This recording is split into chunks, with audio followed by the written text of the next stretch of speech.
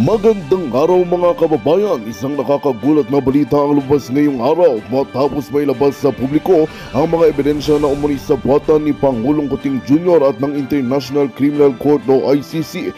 Ayon sa mga dokumento na ibinunyag, mayroong mga patunay na nagpapakita ng pakikialam ng Pangulo at ilang mga miyembro ng ICC sa isang isyong may kinalaman sa $1 milyong na halaga ng illegal na transaksyon. Ang naturang operasyon ay naiulat sa mga kinalaman ng ilang malalaking negosyante at opisyal ng gobyerno. Sa mga ibinunyag na ebidensya, lumalabas na nagkaroon ng mga lihim na kasunduan sa pagitan ng Pangulo at ng ICC upang maprotektahan ang ilang mga interes ng mga malalaking tao sa likod ng mga illegal na gawain. Ang mga dokumento ay naglalaman ng mga komunikasyon at mga transaksyon na nagtatampok ng koleksyon ng Pangulo sa mga global na operasyon ng pera na pinaniniwala ang nagkakahalaga ng bilyon-bilyong piso. Ang mga impormasyong ito ay nagdulot ng matinding kontrobersya at mga tanong tungkol sa integridad ng mga kasangkot na lider. Dahil sa mga bagong ebidensyang ito, tinututukan ng mga mamamayan at mga eksperto ang magiging epekto nito sa pamahalaan at sa international na relasyon ng Pilipinas. Ang mga lider ng operasyon at nananawagan ng masusing investigasyon, habang matapagsuporta naman ng Pangulo ay patuloy na ipinaglalaban ang kanilang kredibilidad. Sa mga susunod na araw, inaasahan na may mga bagong detalye pang ilalabas kaugnay ng isyong ito. Ang mga kaganapan ay patuloy na susubaybayan ng inyong mga paboritong news team. At yan nga ang balita ng ating pakakatutukan. Ngunit bago ang lahat, siguraduhin mag-subscribe at ihit ang notification bell para sa patuloy na pagtutok sa mga silap ng bagong balita sa tunay na boses ng masa.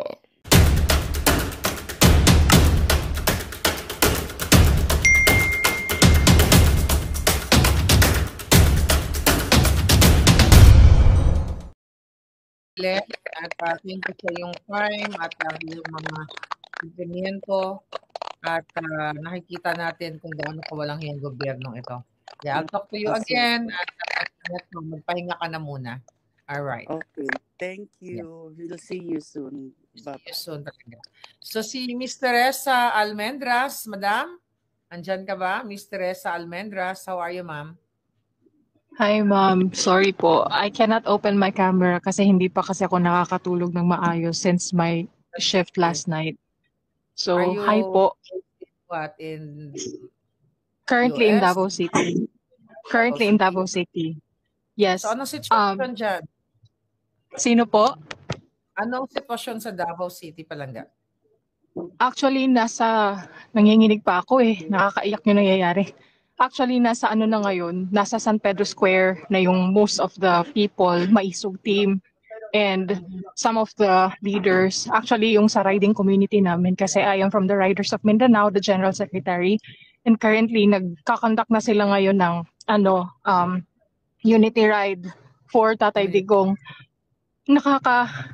As in, nung Sunday pa ako, hindi po maayos na Miss Maharlika, kasi we are actually nagka-counter kami. We are intercepting someone na nanggugulo, making fabricated, hindi naman, making something na sisirain si Attorney Vic. Now, I am the person kasi na directly contacted by some of the volunteers na nandito. So, nung last Sunday pa ako, hindi masyadong nakakapagpahinga ng maayos. Given na may trabaho ako sa gabi kasi I am a virtual assistant and we are working. I also have a team. Ngayon, tinutulungan namin yung mga volunteers na ma-counter yung gumagawa ng dummy account. They are using the dummy accounts to create asking for money and asking for bank accounts sa mga volunteers. So nagtataka yung mga volunteers, hindi naman kasi si Attorney Vic yung nagsasalita. So hindi ako nagka-oras na basahin yung chat. Hindi ako nagka-oras na marinig yung kung ano yung mini-message. Pinuntahan ko nung Sunday. Out of my busy schedule, pinuntahan ko nung last Sunday after nung event. Remember nung nasa Hong Kong sila Tatay Digong, tapos may live din may banta sa may Los Amigos, and then sa SGR dito sa Catalunan Grande. So after the event, I went to the main volunteer, yung volunteer na tumutulong kay Attorney Vic. Pinabasa niya sa akin yung message. Sabi niya, nanghihingi daw ng bank account hindi ko alam kung ano para saan yung bank account, but it's actually they're soliciting money out of the volunteers na itutulong daw kuno sa iba. Sabi ko, hindi Oh. pwede to. Hindi pwede. This is not Attorney Vic. So I messaged Attorney Vic right away, and also Sir Marlon, the assistants of and then we are now talking with Jin and Gab dyan sa main office sa Manila. So yun, last Sunday pa po ako hindi mapakali, Miss Maharlika. So since now I am also nakaantabay kami dito sa nung narinig ko kaninang umaga. Hindi pa ako nakaka-out sa work, naririnig ko na may may siniserve na warrant. Sabi ko, teka lang. So I was like, nag-search ako sa website. I went to the website, tapos tiningnan ko yung sa ICC tsaka sa Interpol na websites. Wala po akong makitang warrant of arrest. So Wala they are talaga. actually, So, wala kasi talaga. kaya pwede talagang fabricated, pwedeng fake. Kasi ang sabi nila, madaling araw nila natanggap. Nung una, 'di ba, ang sabi wala naman daw. Ang sabi nga ng PCO is sabi niya, I've heard na mayroon daw warrant of arrest pero walang confirmation. So naganda Wala na nga. sila before. So meaning, nakipag-conspire itong mga ito. Well, sabi ko nga dito lagi sa ating vlog, 2023 pa lang, alam ko sinabi ko na mangyayari ito. Which is ito na nga. So definitely, ito ay gawa ng gobyerno ni Marcos. Halata naman mo sa Harlika Halata naman kasi they are trying to like cover the situation na nangyari ngayon sa LA. Yung yung Yes. nangyari kay Tantoko. I don't think na pinagtatakpan nila ngayon yung issue na nangyayari ngayon sa LA. So I am pretty just sure actually, yung coroner's report, kung ma-confirm ba na namatay siya sa pulburon, kasi may mga reports nga na nakarating sa atin, allegedly siya ay na overdose. So tignan natin, dito naman sa Amerika, hindi sila pwede mag-cover up. So tama ka. At paulit-ulit natin sinasabi na itong mga nangyayari ngayon, cover up, kasi alam mo, talagang ang dami na nilang ginagawa na nasusukol na sila ng Korte Suprema, kinarma sila, may mga nangyayaring ganito nga dito sa LA. So ako naman, ulit-ulit ko sinasabi, I'm very positive na people will win. And I'm grateful sa mga tao like you na talagang napupuyat, nagtsatsaga, nagdadasal, nalulungkot, pero lumalaban. So, as in, yes po, Ms. Maharlika, talagang yun lang, ang laban natin ngayon is this coming election na sana walang dayaang mangyayari. Yung ginawa ni Attorney Harold, you'll yes never po. know. Wala nang eleksyon. You'll never know. Wala na I hope so. I hope so. Let's just be positive. And sabi ko nga, pag inadyan ng Diyos, walang imposible. But yeah, thank you so much. Any final words para sa ating mga palangga? Yun lang. Yun po, mga kababayan nating Pilipino. Like us, lahat po tayo nagkakaroon ng ngayon, nasasaktan, at kung ano man yung nararamdaman natin ngayon, medyo nanghihina tayo, pero wag na wag po tayong susuko.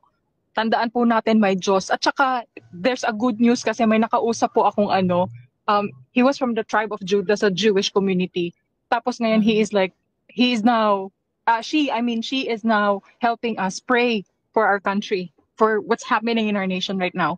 So, yun, kung tinutulungan naman po tayo ng mga ng mga banyagang sumusuporta pa rin sa atin, tayo mismo mga Pilipino, tumayo po tayo. Huwag po tayong matakot. Gaya nga nung sinabi nung naunang nagsalita dito kanina, kung patuloy tayong patuloy tayong magpapadala sa takot, patuloy din tayong tatakutin ng mga demonyong 'yan. That's true. Yun lang po, Miss Maharlika. Tayong makaduwag dahil tayo ay tunay na maisog. Kaya naman, thank you again, Miss Teresa. Thank you so much po. Thank you. Maraming salamat. Bless everyone. Okay, bye. Okay, mga kababayan. Grabe ang mga eksena. Nasa na ba ang ating mga palangga? Tignan natin. Si DJI, okay? Ikaw pala iba. Nasend ko na po ang song. Salamat po ulit sa chance na marinig ang kanta ko ng mga kababayan natin. So, yes, papaplay natin uli yun. Palangga, thank you. at pakikinggan natin muli at napaka-patriotic song at sana maikanta natin sa sa Villamor. Alright. Ang kana mga jeje mo niyan, ang bigat sa dibdib, sabi ni Lily Inabia. So, again, mag-check lang tayo mga kababayan ng ating mga information na nanggagaling sa mga informante. So, Integrated Bar of the Philippines Davao City Statement on the arrest of former President and fellow chapter member Rodrigo Roa Duterte. The Philippines is a sovereign nation that upholds its constitution and laws. Recent key reforms strengthened our justice system that now deliver a swifter, more efficient, and more accessible justice for all. While international treaties play a role in promoting global justice, they must always respect national sovereignty and recognize the capacity of individual nations to enforce their own laws. Under the Rome Statute, the International Criminal Court intervenes only when a state is unwilling or unable to prosecute crimes. However, the Philippines withdrew from the ICC effective March 17, 2019, which means that as a non-member state, it is no longer bound by its obligation. While it can also be argued that the ICC retains jurisdiction over past crimes committed before March 16, 2019, prior to the Philippine withdrawal, any attempt to enforce its orders would still depend on the cooperation of ICC state parties. The Philippine National Police is duty-bound to uphold the Constitution and prioritize the interest of the Filipino people. Any action on the ICC issued warrant must strictly adhere to Philippine laws to ensure national sovereignty and to protect the rights of its citizenry. While we respect international legal mechanisms, we likewise reaffirm that the ICC cannot unilaterally impose obligations upon a non-member state, nor should it be used to undermine the Philippine legal system. We urge the government to firmly assert our national sovereignty while ensuring that justice is pursued in accordance with our Constitution and domestic laws. The problem is, ibinenta o tinraidor, tinaksil tayo ng bangag na Marcos Jr., ni Lisa Tanas ang kanilang mga kaalyadong mga bangag din, mga traidor sa bayan. Kaya ang tunay na traidor at taksil sa bayan, again, ay hindi Banyaga, kundi ang mga nasa Malacanang, ang nasa PNP, ang mga kasabwat ni Bangag. Kaya itigil na ng mga sundalo na sinasabing ang mamatay, taas noo, kahit kanino, ang mamatay ng dahil sa'yo, dahil naging kasangkapan kayo ng Banyaga ng ibang lahi para ipagkanulo ang presidenteng napakaganda ng ginawa sa inyo, kalo na kayong mga men and women in uniform, mga taksil, mga traidor, hanggat hindi kayo naninindigan sa taong bayan, walang magiging maayos na Pilipinas dahil pareho lang kayo ng mga tumaydor sa Pilipinas at ipinagkanulo ang ating mga bayani noong mga nakaraang panahon. Ipinagkanulo sa Banyaga at nauulit lamang ang history na sinasalang ninyo, inaalay ninyo sa mga demonyong Banyaga ang bayan natin o ang ating mga leaders na katulad ng Pangulong Duterte na may magandang nagawa sa bayan. Pero ang adik na si Marcos Jr., ang singhoter, ang sumisingot, ang kidnapper na si Lisa, ang smuggler na mga putang inang yan, ay hindi ninyo ginagawa ng paraan. Sila ang salot sa lipunan. Mga jutang ginemes kayo. Anyway, tuloy ko lang. Ang sabi ng IBP Davao City, this moment is a defining test for the Philippines. The world is watching how we balance sovereignty, justice, and the rule of law. As the situation unfolds, we call on all branches of government, the legal community, law enforcement, and the public to approach this matter with prudence, fairness, and unwavering commitment to the Constitution. In this case, in these times of uncertainty, let us remain steadfast and above all, loyal to the Philippines. Our nation's strength lies in our collective commitment to the rule of law, the sovereignty to our country, and the protection of our constitutionally mandated rights. Loyalty to the country is not measured by silence or complacency, but by our willingness to remain engaged, informed, and steadfast in ensuring the justice, truth, and due process prevail. As Filipinos, let us stay vigilant, not against each other, but in our shared duty to uphold the principles that define our democracy. Loyalty to the Philippines means vigilance with reason, not obedience without question. Mabuhay ang Pilipinas. Kayong mga Pilipino, nakita nyo ngayon, kayong mga palangga ko sa Pilipinas, I'm talking dun sa mga traidor. Imagine nyo, nakipagtaksil kayo, nakipag-connives kayo sa ibang lahi, tapos sasabihin nyo, mahal nyo ang Pilipinas, kayong mga sundalo na sumusunod sa adik, kayong mga pulis, kayong mga Air Force, mga piloto, sumusunod kayo sa ibang lahi. Ano kayo, asong ulol? Wala kayong paninindigan, hindi nyo ipagtanggol ang bayan nyo. Inuutusan kayo ni Marcos at ni Lisa, bayad kayo. Pukin ang ina nyo, pati ang mga ICC na yan. Dahil in-expose ko yan, pinapalamon ni Romualdez, ni Lisa galing ang pera nyo. Pina-check-in sa mamahaling hotel, may mga bodyguard, may pang-shopping, yung ICC na yan. Dahil nandito yan sa ating balikan ko lang mga kababayan, baka nakakalimutan nyo. Okay? Right. Okay. Nandito ang mga passport niyan sa akin. Noong nakipagsabuatan sila last year, ipapakita lang natin yung kanilang mga, ayan no, basahin ko na lang. Itong pinalamon. Pinalamon ng gobyerno galing sa pera ninyo. Nakipagsabuatan sila, pumuslit ang ICC dyan. Itong mga, itong mga taong kinuntsaba ni Lisa Tanas. Diba? Pinakita ko na ito sa inyo. Oh. Even ito sinikreto sa taong bayan, ipinuslit ang ICC. Kung matino ito, kung transparent, at may delikadesa o may pananagutan sa taong bayan, itong accountable sila sa ginagawa nila.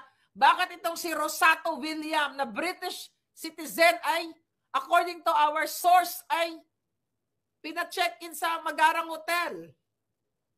Itong ICC na ito. Itong ICC people na ito. Yung Glenn Roderick Thomas, Kala, na-report na natin ito. Nasa akin ang travel record nito. May nagbigay sa atin sa Bureau of Immigration. Kayo naman dyan sa Bureau of Immigration, ng mga puting ahas natin. Tama yung panawagan ng IBP. Manindigan kayo lahat ng ahensya. Si Lisa Marcos, si Tambalos, si Bangag, lahat ang mga ito. Kaya itong mga ginagawa kay Pangulong Duterte sa ating lahat, ginagamit nila ang pera ninyo.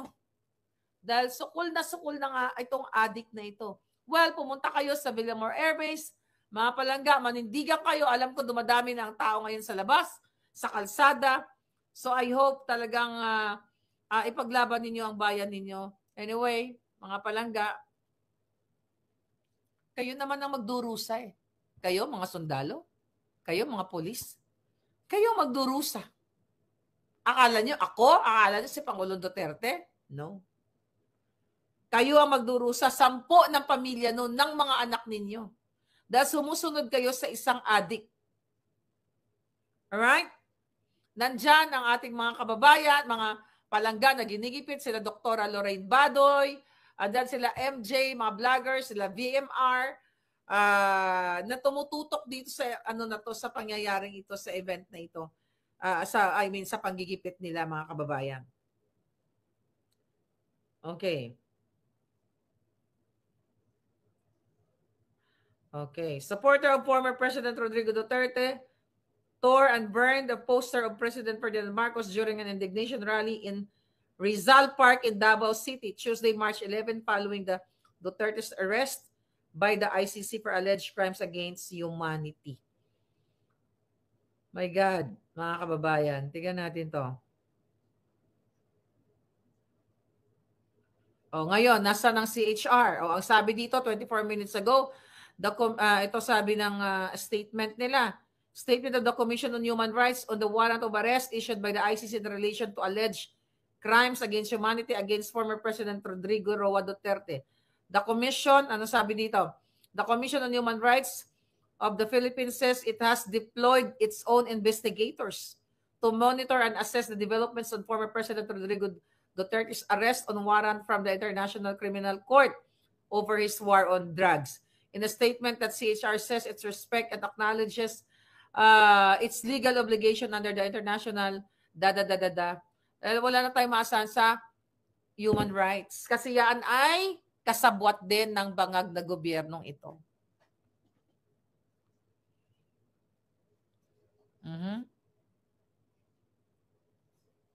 Ngayon, mga kababayan, ang Commission on Human Rights ito. Huwag natin basahin yung kanilang statement dahil ito ay isang kadyotahan lang. Tingnan natin kung sino yung nandito. Si Aquinto, kanina pa to si Aquinto. Aquinto, are you there? Magandang hapon po. Go ahead, Magandang Aquinto. Magandang hapon po, narinig niyo po ba ako? Yes, Hello? yeah. Go ahead, Palangga. Take over na. Anong masasabi mo? Bali, yung napapansin ko kasi, di ba, ito si Bongbong, panay travel abroad, yung sinasabi so-called na yung mga investors, mga ganito mga negosyo, na mag-i-invest daw sa Pilipinas, wala pa rin naman eh. Wala pa rin naman yung mga taong yun eh. So, tapos, itong pagdating dito sa ICC kung totoo ba to o hindi, bakit siya lang may authority na magpapasok ng mga ganyan eh. Yeah. Kasi kahit sabihin natin, hindi naman makaka-penetrate ng mga yan kung hindi nakipagsabuatan si Bangag. Labas na po tayo dyan. Labas naman po tayo dun eh. Labas na po tayo dun eh. Ibig sabihin nun, nagbigay siya ng authority para pumasok ng mga foreign identity dito sa Pilipinas na kung tutusin naman, pwede naman, hindi ko alam treason, pwedeng treason yun eh. Kasi wala na tayo dyan eh. Yes, pasok sa treason yun dahil ipinagkanulo ang ating bayan sa ibang lahi. Yan, panay sila nakikipag-usap sa mga so-called na mga European din kita mo sa US nga lang inalis na ni Trump yan kasi doon pala mismo sa bansa nila ang dami na nilang problema diyan sa Europe yung mga illegal immigrant diyan, yung mga child abuse diyan, tsaka yung mga yung mga parang kinikidnap tapos ginagawa mga prostitute diyan sa Europe. Yun na isingit ko lang kasi dito rin naman napapansin ko may mga kidnap, may mga mas tumaas yung level ng krimen na pinagmamalaki nila na mas bumaba daw ngayon batay ito sa sinasabi ng Yusek. Ewan ko lang kung totoo mo yung pinagsasabi ng Yusek natin. Yeah. Kaya nga alam naman natin yan Palangga. But anyway, nasaan ka ngayon? Nasa bansa ba sa Pilipinas o nasa Pilipinas po ako pero nasa Pangasinan po ako. Nasa Pangasinan. Ayan. So I hope magkaroon din sa Pangasinan ng pagpapakita na suporta sa ating mamamayan at lalo kay Pangulong Duterte. Thank you Palangga sa pag-share ng sentimiento. Thank you very much. Yes, Z. Nagbabalik ka na. I'm back. Thank you. Tinapos ko lang yung klase ko. Palangga, meron ditong announcement. May prayer rally para kay FPRRD sa Jensan. Ngayong gabi, release. Ngayong gabi, 7:30 p.m. ang simula ng pagtitipon sa Plaza General and wear black shirt. Again, may prayer rally po for former President Rodrigo Roa Duterte. Diyan po sa General Santos City, March 11, ngayong gabi, 7:30 p.m. Diyan po sa Plaza General. And ang panawagan nila ay magsuot po ng t-shirt na itim. Yan pa lang. Yeah, may panawagan din si Alfred Ang at galing kay share ni Bobby Tiglao, calling all patriots, get ready to be mobilized across the Philippines to take back the Philippines and to stand up for Duterte. Magandang balita ang hatid namin sa inyo ngayong araw. Sa pagtatapos ng aming balitaan, nagbigay kami ng mga mahalagang impormasyon. Maraming salamat sa pagtutok at pagsuporta sa aming programa. Huwag kalimutang manatili sa mga susunod na araw para sa mga bagong balita at mga kwento na dapat nating abangan. Mula sa Boses ng Masa, magandang araw Pilipinas!